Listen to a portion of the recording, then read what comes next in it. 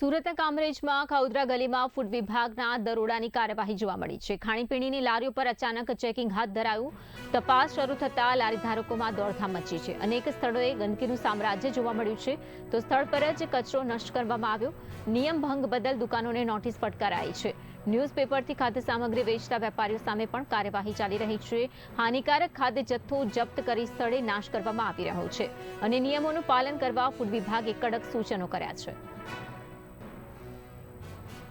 માનનીય આરોગ્ય મંત્રી શ્રીની સૂચના અને commissioner of food safety Gujarat રાજ્યની સૂચના અને માર્ગદર્શન હેઠળ સમગ્ર ગુજરાત રાજ્યમાં હોટલ, રેસ્ટોરન્ટ્સ અને ખાણીપીણીની લારીઓ પર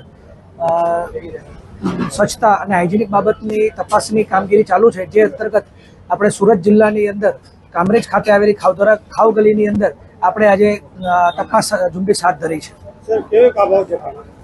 અત્યારે અહીંયા જે પરિસ્થિતિ જે પ્રમાણે લોકો કાગળ ન્યૂઝપેપરનો યુઝ કરે છે અને થોડી ગંદકી જોવા મળેલી છે એનો આપણે તાત્કાલિક નાશ કરાયો છે અને જેમાં વધારે ગંદકી છે આપણે તાત્કાલિક બંધ કરવાની કામગીરી ચાલુ કરે છે।